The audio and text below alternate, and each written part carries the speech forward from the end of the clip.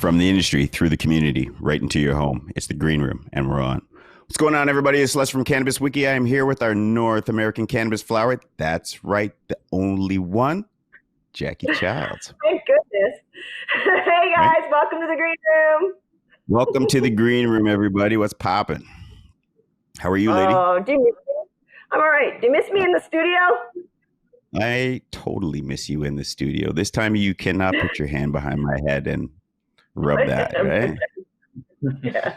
Yes, Jackie's not in the studio with us today. Tell them why you are not in studio today. I have Crohn's. I'm sure most people in the cannabis community know, and I haven't had a flare-up in a long time, but I'm in the middle of a flare, and I can't go too far from home for the next few days, I'm sure. So yeah, cannabis helps. That's how I became a cannabis advocate and activist anyhow. I started using it, CBD, and juicing my plants that I grew myself for my Crohn's. Mm-hmm. And I've been really good. And then COVID, like it's uncertain times for everybody, I'm in some uncertain times right now. And Crohn's is it's an intestinal inflammatory disease. And because I get stressed and worried and like everyone right now, or most of us. Mm-hmm. So I'm in a flare. So I'm at home. Thank goodness we have our Wellness Wiki app and we can do our virtual. You heard? That's right. We stay connected with everybody, right? Well, you're looking good from home, so I missed that. I didn't want to cancel the guests. I mean, I like learning all kinds of new stuff, and our guests, the last couple guests we've had are people that I don't know personally, so I didn't want to cancel this and miss out. So thank goodness we could set this up virtually. Well, everybody's thankful for that, and we want to thank the community definitely for doing their part and helping flat the curve, washing your hands, wearing your mask, and thinking about others, definitely. So today on our show, we have another special guest coming on the Green Room. He is the CEO of a company named POPCANN. Please welcome Jake Neiman. Jake, what's going on, sir? Hey, thanks for having me. It's a real pleasure. Hey, looking Jake. forward. Welcome. Hi, Jackie. Thanks for taking the time to sit down with us. Thank you very much. Both of you, actually. So wait, we'll get right into it, Lester. The name. Want to jump right into it? Yeah, let's talk about the name. So we're familiar with POPCANN, the reggae artist. So tell us about your name. You guys had a good POPCANN or POPCANN track as I was on hold here. So it's a good segue. The name POPCANN, in no way connected to the artist, stands for Pop-Up Cannabis, POPCANN, and also our POPCANN prefabricated retail stores, cannabis retail stores, are made out of shipping containers. So can for containers as well, pop-up cannabis. That's where the name came from. It came pretty quick, actually. We get a lot of great feedback. The biggest problem with the name is anytime you search up POPCANN with our spelling, it automatically corrects and pulls up some reggae. Yeah. Right. That is the biggest thing. That was one of the things that people were wondering about the company, that the name is so familiar. If you were using the actual reggae artists', fame and popularity to push the company a little bit further. Well, it helps. It was just a total fluke, actually, and we didn't even know about that until we started using the name POPCANN. Our spelling is different. The artist is C-A-A-N, and we are C-A-N-N for cannabis, but similar nonetheless. And certainly Google is only now starting to recognize our name and spelling as, the company ages. But certainly the first year out, anytime we would search POPCANN with our spelling, it by default changed the spelling and pulled up the artist. Well, that's good. I'm glad you clarified that. Absolutely. Go ahead. And why are the containers in the cannabis space? I think it's really cool. And I'm going to ask quick, was I in one at Boots and Hearts 2 years ago? Did they have do you know if you were there at Boots and Hearts? It was like an educational station. You go in, it was a container thing, and then it had an upper level. It was really freaking cool. It wasn't ours, but I am aware of it. Where did the opportunity come from? Myself and my partner Michael own a company called Big Digital, and Big Digital specializes in marketing activations for brands and ad agencies. So we use shipping containers all the time for brand activations. We build pop-up video walls by building LED displays inside of shipping containers because they're mobile and flexible. So when cannabis was legalized in the Canadian market, we kept reading about accessibility issues. Retailers were very eager to set up shop in a metropolitan city like Toronto or Vancouver, Edmonton. But what about the smaller towns? What about the northern communities? What about seasonal towns? And Jackie, like you brought up, what about events and festivals and special occasion permits? So those are the types of verticals that we're focused on. We're non-traditional cannabis retail, and shipping containers are a natural choice because there's all sorts of homes and cottages and other structures that use shipping containers because of their durability and their load-bearing nature. So we thought it was a natural extension to Big Digital's business to expand into cannabis retail, focus on non-traditional locations, and that's where the idea and the decision to use shipping containers came from. It's really cool. Okay, I think it's really cool. Yeah, it is pretty neat. So it's about prefabricated retail solutions. For sure. Correct. Yeah, prefabricated retail. And again, shipping containers are interesting because they're solid steel structures. So when you talk about compliance and regulatory requirements, we're starting with essentially a big vault, right? Because the whole structure is solid steel. And then, we because of the high ceilings, they're 9.5 feet tall. So, and then we can, put them together, combine a couple different containers together to create unique environments. So we can get a nice footprint out of it and add all the age gating, security cameras, beautiful luxury finishes on the inside, pot lights, beautiful flooring, ceilings like wood panel ceilings, digital technology like video walls and touchscreens and all that. So they're an ideal structure, and in the end, the store comes out no different than a regular cannabis retail store. They're really cool. So they come together like the perfect puzzle piece. What were their challenges? What are the, something that's difficult or something you guys had to work through or work over? I think obviously educating regulators, having them understand that cannabis can safely be retailed and cannabis can be made accessible in non-traditional locations securely using these types of structures. And we did have lots of meetings and consultations with the Attorney General's office, the AGCO in Ontario, and it was just a process of education and discussion. But the truth is, they've been wonderful. They've been very open-minded.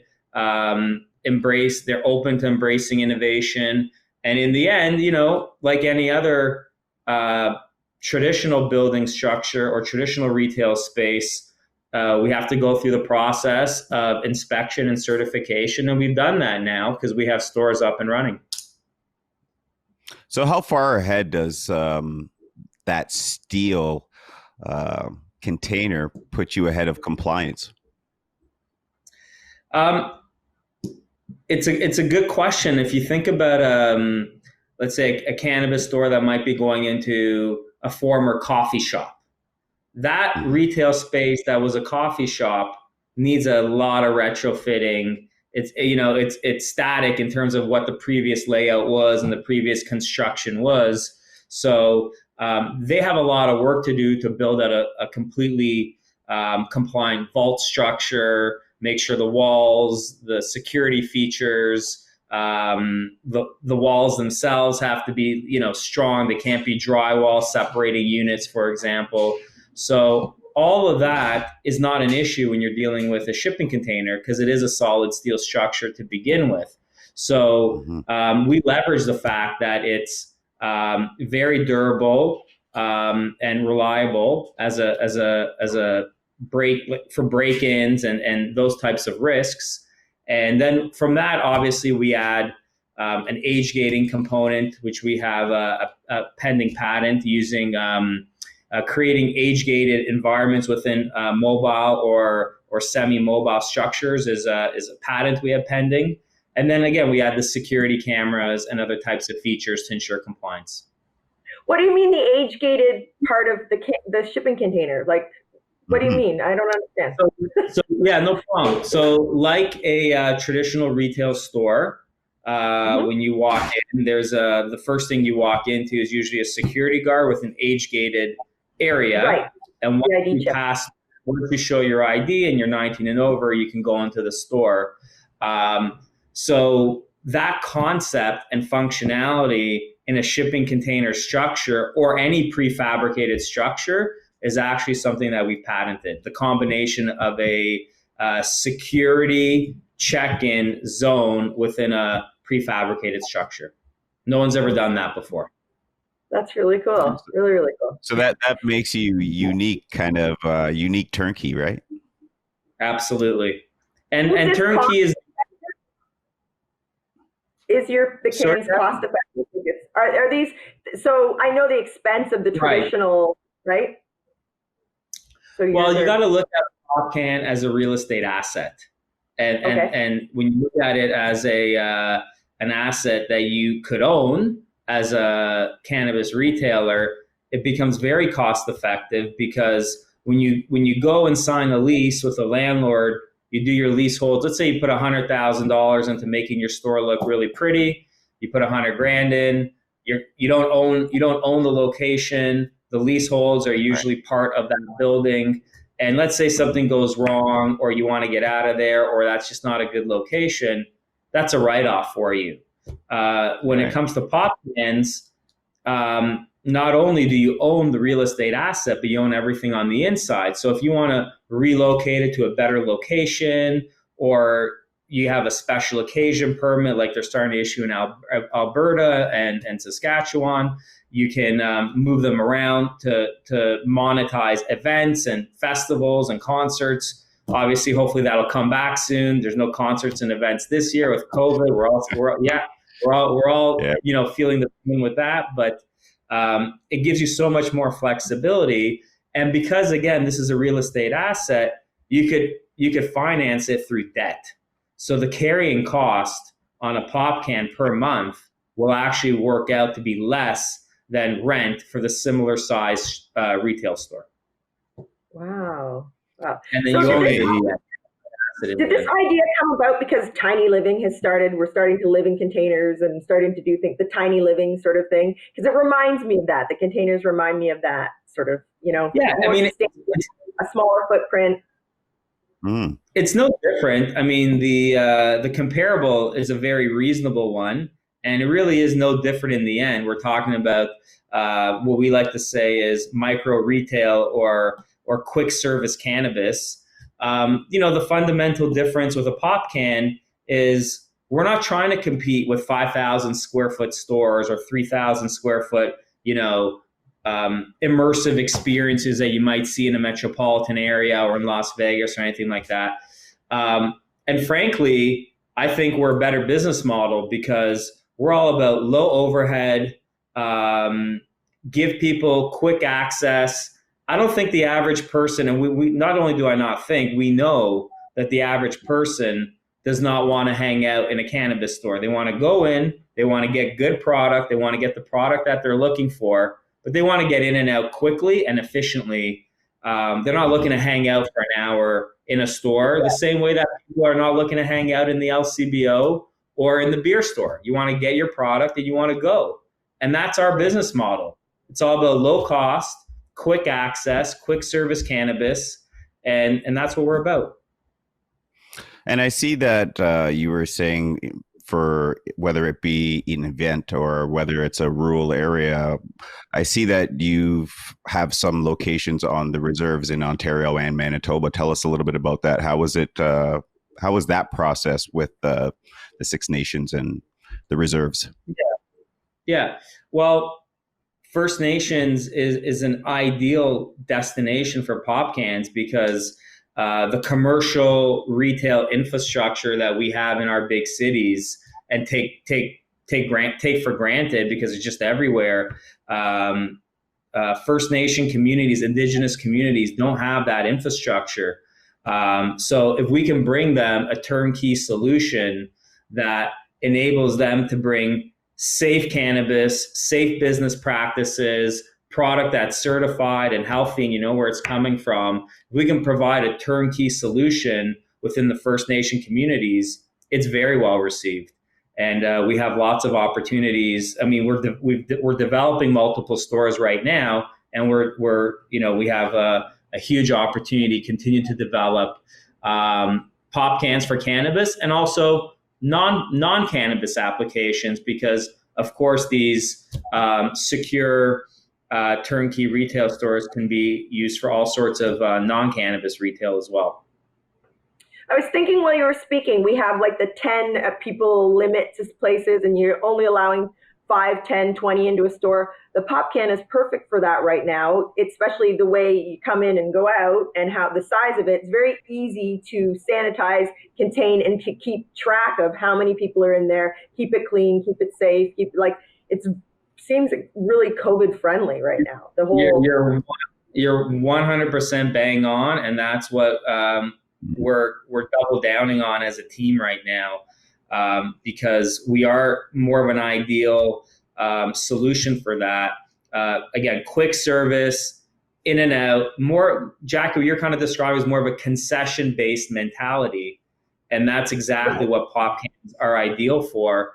And our next generation of POPCANNs are designed in a way that when we're just working through the engineering of them, but they're designed in a way where you don't even have to go in. You got a POPCANN, you got concession windows that open up. There's a separate pergola, almost like an enclosed pergola structure for age gating, so it's still fully compliant, but you don't really even need to go in. The whole structure could be a vault. You just go right up to the counter, get your stuff, and go. And we believe that.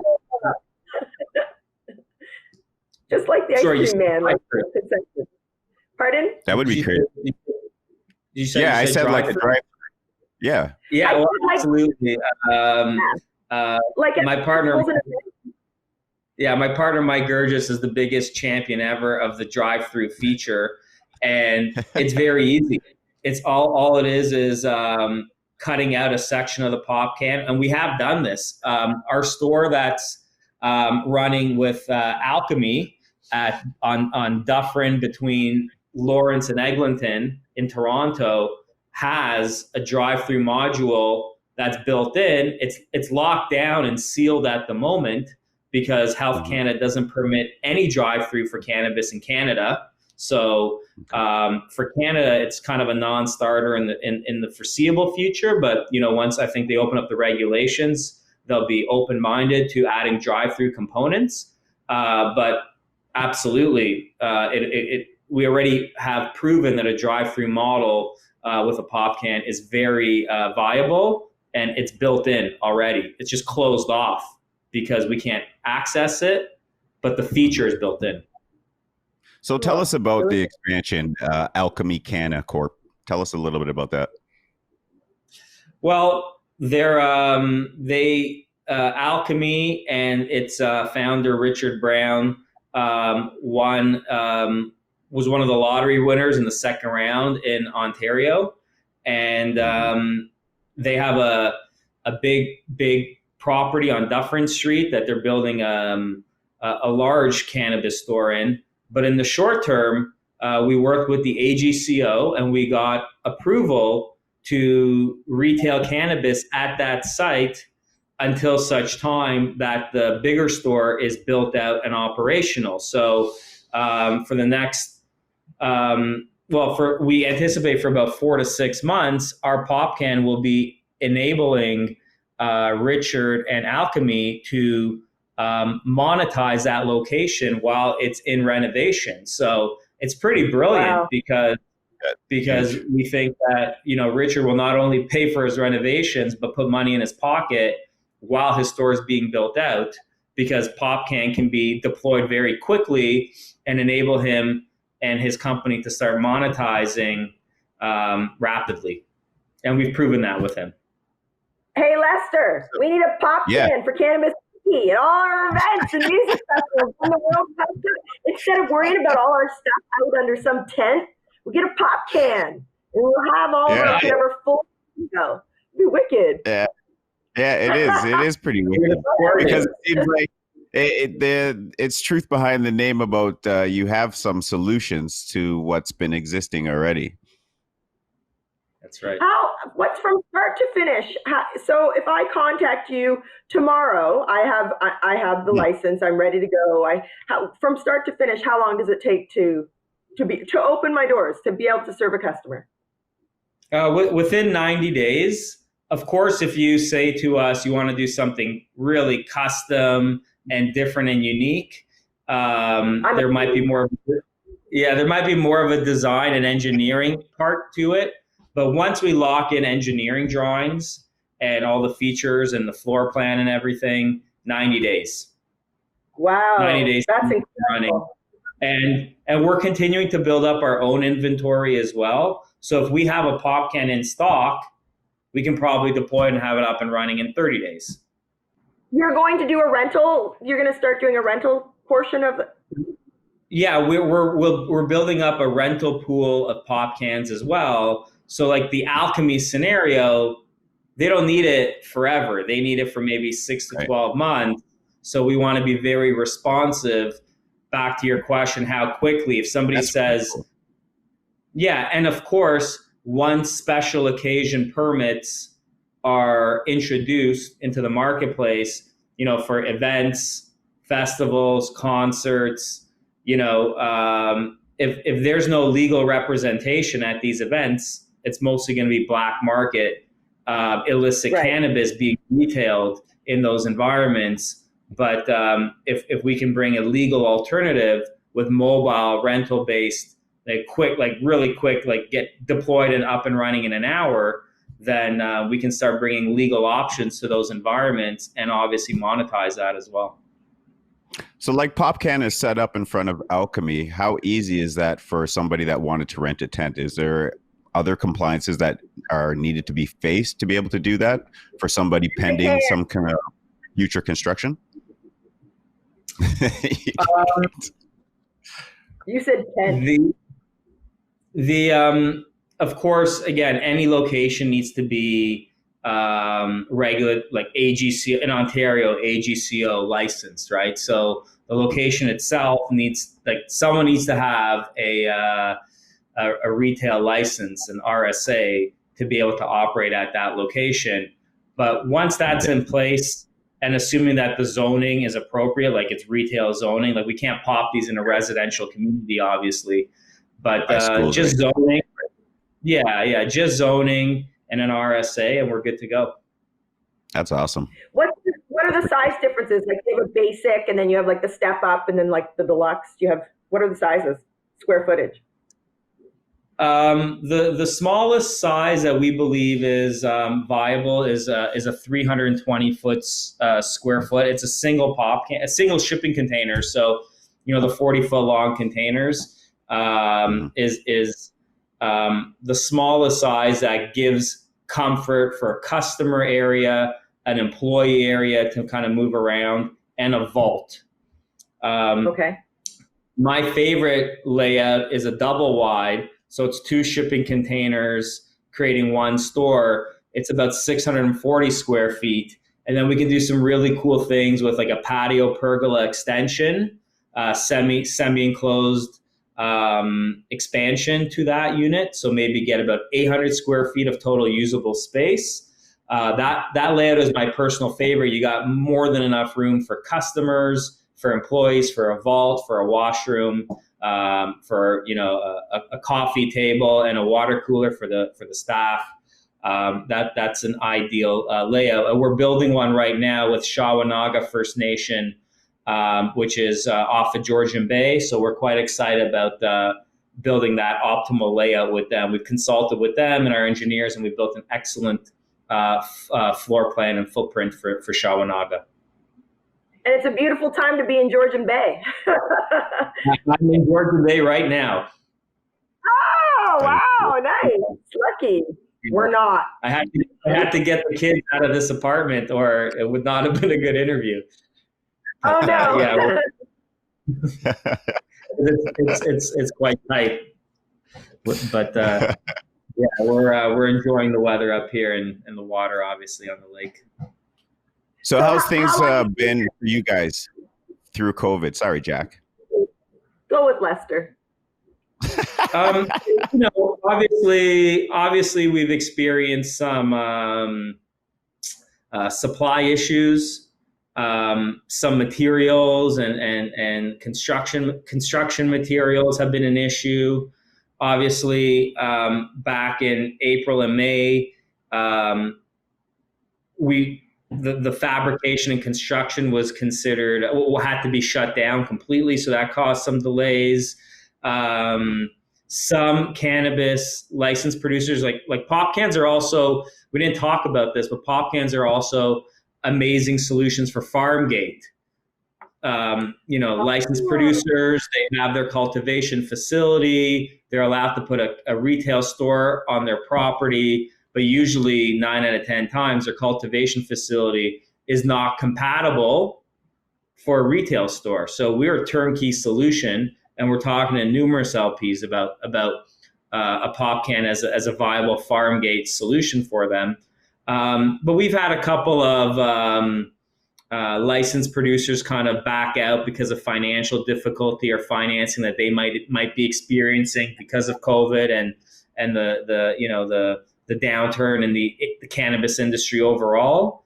But for us, in the end, like Jackie nailed it by saying that we're kind of an optimal solution for COVID because we're a small footprint, quick in and out, concession mentality overall, and we're leveraging all of our strengths and benefits as we continue to scale the business and even diversify beyond cannabis, because the truth is, maybe 4 out of 5 phone calls that we get, people say, we love the POPCANN, but we're looking to build a electronics repair shop or an iPhone repair shop, and we need a footprint like yours and someone to come up right to the counter.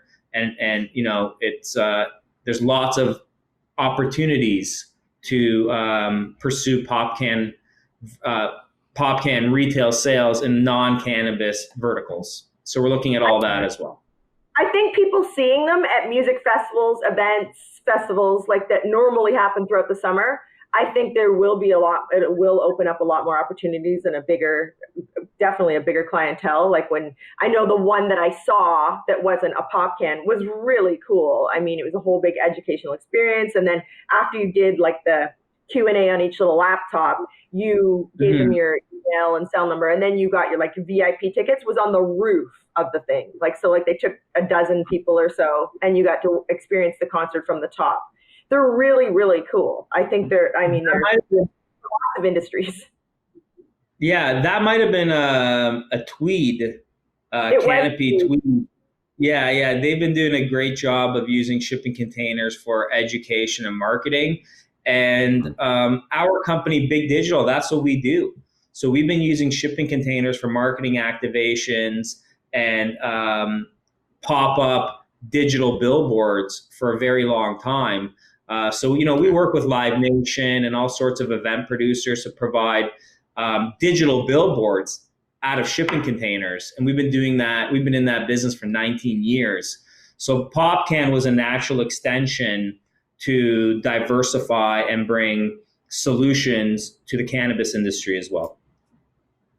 Really cool. Right, like we said, I believe there are some solutions there that are definitely helpful to anybody that's getting inside the cannabis industry. POPCANN, definitely useful. Jake, do you smoke weed? I do, recreationally. Good answer. That's where we're so good now. You're cute, you smoke weed, you got business. Right. Yeah. Well, I've actually gone on. I definitely prefer it over alcohol. That's for sure. Yes, by far. I've gone on the website and looked at the POPCANNs. They're pretty classy looking, my friend. They're pretty classy looking. They have a nice look. Thank you. Thanks, appreciate it. And those are actual photos. Those are real POPCANNs in the field. Okay. Yeah, it's a nice look. If you haven't seen them, Jack, you should have a look at them. They are really fashionable. They're pretty cool outfits. It had like a little balcony thing on it or whatever, and I thought that was so cool. I was like, what the hell is this? This is cool. And are they steel? They're steel and metal, and so like they're easily sanitized, easily cleaned, easily. Yeah, absolutely. It's worth getting into where they come from. So all of the goods that we have, most of the goods that we have, come from overseas, and they come through overseas inside of shipping containers. So you see these massive ships, boats that cross the Atlantic and Pacific, and you see them stacked like 10 containers tall of shipping containers. And then when the goods are unloaded from those shipping containers, a lot of them end up in yards and fields rusting away. And it takes something like 240 years or 50 years for a shipping container to kind of rust away and become dust again. So what we do is we take these shipping containers and we reclaim them. So there is a whole eco-friendly component to POPCANN, because we reclaim these discarded containers, and then we gut them and we start, putting in the insulation, the flooring, the HVAC system, and everything else to make them these modern, luxurious, and very practical retail stores. That's really cool. That's like excellent. It's part of what, like with our packaging we have in the cannabis industry, for Christ's sakes. It's good that it's recycled and, reusable, something you've refurbed. We like to hear that in the cannabis space for sure. Absolutely. I mean, that's an important component. Before cannabis industry, right? The cannabis sort of, earth to table and the whole natural thing, and how can we help the environment, and it's just a plant. So that you're refurbing them and recycling them, that's pretty cool. That's really amazing, because like you said, it's over 200 years to break down. It's just a rusting eyesore. So how do you get them up with a truck buy them from someone? How do you get them? Oh, there's companies that sell them all over the place. They're not hard to get. You can do a quick Google search and find many different shipping containers for sale.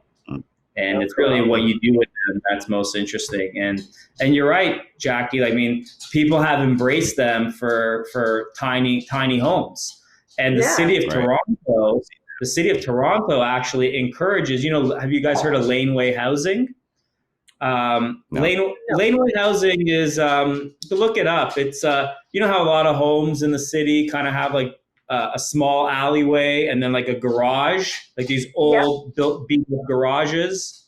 Mm-hmm. So the city is actually, because of the vacancy issue in Toronto, the city is actually encouraging people to tear down those falling apart garages and build an addition or a lane. They call it laneway house to deal with vacancy issues. So shipping containers are a very popular solution for laneway housing, and banks will provide a mortgage against them. It's very practical. So this is just a commercial application for that. Right. I like it. Really cool. I think the kids came back. No. Yeah, that's what you're bringing in the background. Sorry, guys. No. And you're hearing the dog. Yeah, the dog. Family and pets are welcome. Yeah, is that a lab? Is it a lab's toenails or something? No, it's a Rottweiler. Oh. No problem on the green room. So Jake, what's coming up? What's coming up next with POPCANN? What's new? We're going to be rolling out a whole bunch of new layouts and new designs kind of, factoring in COVID-19 and how business are operating now, with more of that concession approach. So that's really going to be our big push. We're also developing POPCANN vending stores. So if you picture a shipping container that's filled up with a few different types of vending options, and deploying those in parking lots and other unique non-traditional destinations to provide a 24/7 amenity. That's another area that we're very serious about scaling across North America. That's cool. Really cool. I was just going to say, I really look forward to seeing them at the first music festival I go to in 2021. I think that's like people set up their tents and they have all their T-shirts and like their stuff they're selling, or the musicians have their stands. If they had a POPCANN, if they had it for those of the festivals that are like 4 or 6 days long, it's safer. Yeah, it's probably, they probably have less staff and less manning, like security and all that, and it's all right there. It's it can be climate controlled, like you're not just not out in the blaze. That's pretty cool. I think it's really also for staff as well, because I notice a lot of these where there's like 20,000 people at a festival, the kids are the people are roasting. They can't get out of the sun, or if it rains or whatever. If you have these all set up instead of just those tents that are all pretty cool, pretty cool. Yeah, every POPCANN is air conditioning. It's got an HVAC system. Even so, from a cooling perspective, it's no problem. But we also have lots of opportunities in places like Nunavut or northern Manitoba. Really random places. And, they're concerned about two things. Literally, I'm not exaggerating, they're concerned about the cold weather. The three things: cold weather, the snow load, the weight of the snow, and polar bear attacks. Those are the three things that they're worried about. So really? I'm not joking. I'm not joking. So we're polar bear proof as well. For the northern listeners, north. That's funny. So I like it. Where can everybody find you? Where can our listeners find a POPCANN if they wanted to reach out? Where are you on social media? Yeah, you can reach out to popcann.com or info@popcann.com. Everyone's welcome to reach out to me directly. My email is Jake, JAKE, @popcann, POPCANN.com. And we'll get back to you someday. That's really cool. That's really good. I look forward to seeing some in real life. I like that one, Jake. Thanks. Well, anytime. We're happy to give you a tour. Yeah, we'd like for that. sure. Right, Les? Yeah, no, they're cool. I'd like to see one up in person for sure. Absolutely. Nice structure. Yes, me too. Well, thanks, Jake. Thanks for coming on the Green Room. Thanks for taking some time away on a beautiful summer day. Thanks for having me. It was a great interview. Really appreciate it. Okay. Go enjoy the dog and the kids. Yeah, thanks a lot. All the best, guys. Thank you. Bye-bye. Guys, that was the CEO, Jake Neiman from POPCANN. Neiman. Yeah, Jake Neiman. Yeah. Prefabricated retail solutions. It was pretty cool. They're really cool. That one I went to, that even it's the same sort of thing, but wasn't. It was cool. And I'm glad we talked about the name. I'm glad he knew who he was. We were like, what? Who's POPCANN? Right.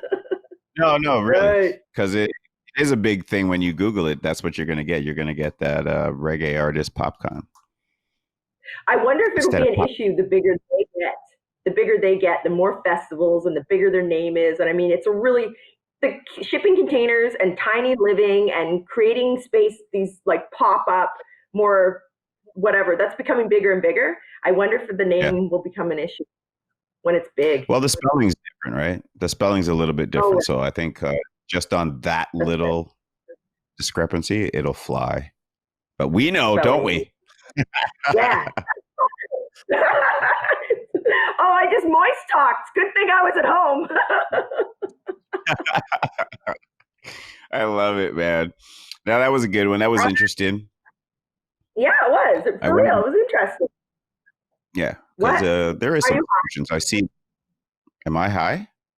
Yeah. Is that what you're asking me again? Yeah. Come on. This is Cannabis Wiki. What's wrong with you? Look at you. You didn't ask me if I was going to light up and smoke together, did you? God damn it.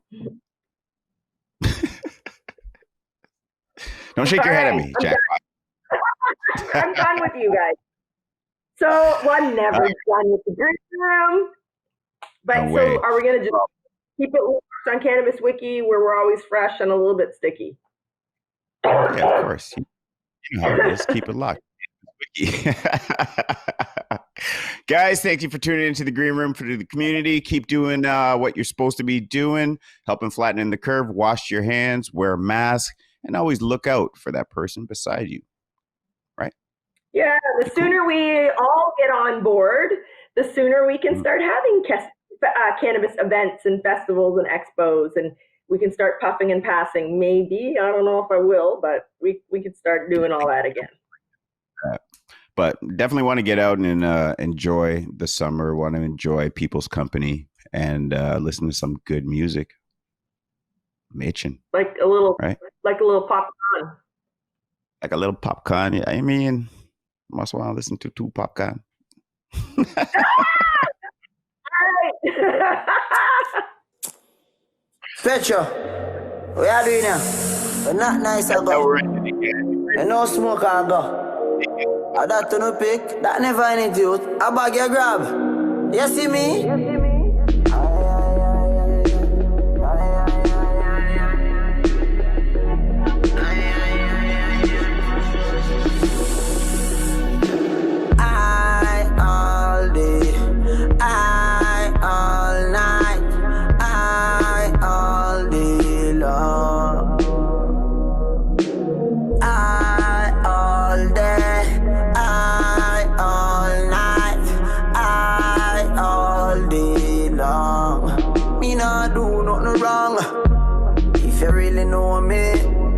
Say me love with truly. I ready in the station, not the real meaning unrolled. So me born with speedy, link skinny and brown mask for me weedy. I grade we a bun in a chalice car, real gangsta no bun beady. Me no obey the sign we say no smoking. One double turn it in and no smoking. Jamie Roberts at the ground smoking. Pan the cloud, them me de floating. Sunny bats, I all day, I all night, I all day long. Geek out, you know we go. I all day, I all night, I all day long. Bun some big spliff round a tough gang. No bag grabbing up. I must the high grade ganja grabbing up. Matter of fact, man, a bun grabber, leave my bun. There is nothing to me like ganja. There is nothing to me like high grade. As pops go wake out my bed, that the high grade weed reach my head. And holy man down all poor meds. And holy Rastafari me smoke weed till them call me the highway. Regular the kush me there grow and fly away. Me respect every ganja man highly. We sell weed but no boy can buy way. Me best friend alone me love. I grade weed in a me lung. Yard man ship ganja by the tons. Cause of that alone can raise the funds. Street tell me if you stop smoke. Rona tell me if you stop smoke. Grandma tell me if you stop smoke. What? Me tell you three of them stop joke. Cry no me. We gotta have a show. We can't decide to that one. Thank you.